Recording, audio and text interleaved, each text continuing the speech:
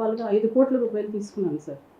5 కోట్ల రూపాయలు తీసుకునే సమయంలో తను ఏదైనా షూరిటీ కావాలన్నారు. షూరిటీ కావాలి అంటే ఏం కావాలంటే ఏదైనా రిజిస్టర్ చేయమన్నారు. మావి పనికిరావన్నారు. మేము లేడీస్ అనమాట.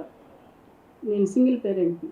అందుకని నేను మా వ్యాపార భాగస్వామిని సంప్రదించాను. సంప్రదించి ఆయన సంతకం పెట్టి రిజిస్ట్రేషన్ చేయాలి. తనఖా రిజిస్ట్రేషన్ లేదు కాబట్టి రిజిస్ట్రేషన్ చేస్తే మీరు డబ్బులన్నీ కట్టినాక తిరిగి చేస్తానని చెప్పారండి.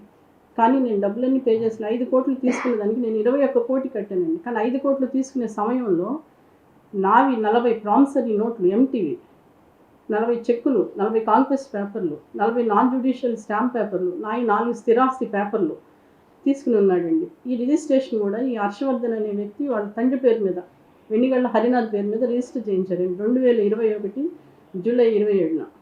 రిజిస్టర్ కూడా నా డబ్బులతోనే చేయించాడండి. ఆ సమయంలో విజయ్ కుమార్ నా భాగస్వామి పేరు మీద 1,50,00,000 వేసి అవి డ్రా చేసి నాకు ఇచ్చారండి. ఆ 1,50,00,000 కూడా ఈ 5 కోట్లలో భాగం అండి. ఇచ్చినాక నేను పలు దఫాలుగా ఇచ్చాను. నాకు డబ్బులన్నీ కట్టినాక నాకు నా పేపర్లు, నా ప్రామిసరీ నోట్లు, నా ఆస్తి పేపర్లు అవన్నీ కావాలని అడిగితే మేము నీకు ఇచ్చింది ₹2 కాదు, మేము ఇచ్చింది ₹10 వడ్డీ వ్యాపారం, మాది 10 నుంచి 15 రూపాయలు వడ్డీ వ్యాపారం, నువ్వు మొత్తం కడితే అవన్నీ లెక్కలు చూసి 21 కోటి తీసుకున్నాడండి. తీసుకున్నా కూడా ఇవ్వటం లేదు సార్. ఇవ్వకపోతే మళ్ళీ నేను సంప్రదించగా మొన్న రీసెంట్గా 27వ తారీఖున మా ఇంటికి వచ్చి దౌర్జన్యం చేసి నా మీద నన్ను తోసి బలవంతంగా 2 పేపర్లు కాంగ్రెస్ పేపర్ల మీద సంతకాలు తీసుకున్నారండి అతని తండ్రి. నేను ఈ విషయమే 2024 నుంచి పోరాడుతున్నానండి. 2024 25వ తారీఖు 10వ నెల 2024 హోమ్ మినిస్టర్ గారిని కలిసానండి. హోమ్ మినిస్టర్ గారు 29వ తారీఖున సిపి గారికి పంపించారు. సిపి గారు 30వ తారీఖున ఏసీపీ గారికి పంపించారు తగిన న్యాయం చేయమని. ఏసీపీ గారు పలు విధాలుగా విచారించి న్యాయం చేసినా కానీ వాళ్ళు పలు రాజకీయ ఒత్తిడితో నాకేం న్యాయం చేయలేదండి. న్యాయం జరగలేదు కూడా. దీంట్లో చాలామంది ప్రముఖ వ్యక్తులు ఉన్నారండి. గుంటూరుకు చెందిన ఒక చైర్మన్, చాలామంది ఉన్నారు.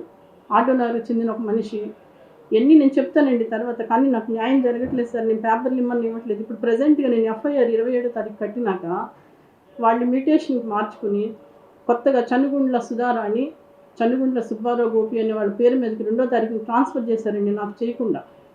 మాకు పెద్దల మధ్యలో ఒక ఒప్పందం జరిగిందండి. ఇంత అమౌంట్ కట్టమన్నారు. మళ్ళీ సరే కడతానని నేను ఒప్పుకున్నానండి. కానీ నాది ఏ ఆస్తిని కూడా అమ్మనివ్వకుండా నాకు అడ్డుపడతా గొడవలుగా ఉన్నాయని చెప్పి వాళ్ళు స్వాధీనం చేసుకోవడానికి ట్రై చేస్తున్నారండి. నేను లేడీని అయిపోయాను.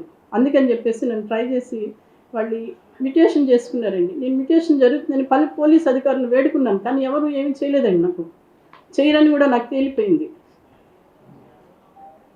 నేను ఈ విషయమై సిపి గారు, ఏసీపీ గారికి, బాపులపాడు మండలి ఎంఆర్ఓ గారికి, కలెక్టర్ గారికి అందరికీ ఇచ్చానండి. అందరికీ డేట్లతో సహా మీకు చెప్తాను. ఎంఆర్ఓ గారు కూడా విచారించి భూమి వీళ్ళ స్వాధీనంలోనే ఉందని చెప్పారండి. వీరవల్లి జంక్షన్ పిఎస్ నుంచి కూడా భూమి మా స్వాధీనం, ప్రజెంట్ ఈ రోజు కూడా మా స్వాధీనంలోనే ఉందండి.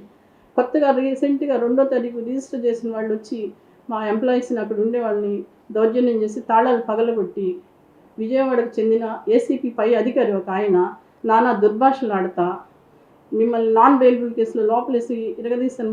పళ్ళు బూతులండి, వినలేకపోయాం నిన్న.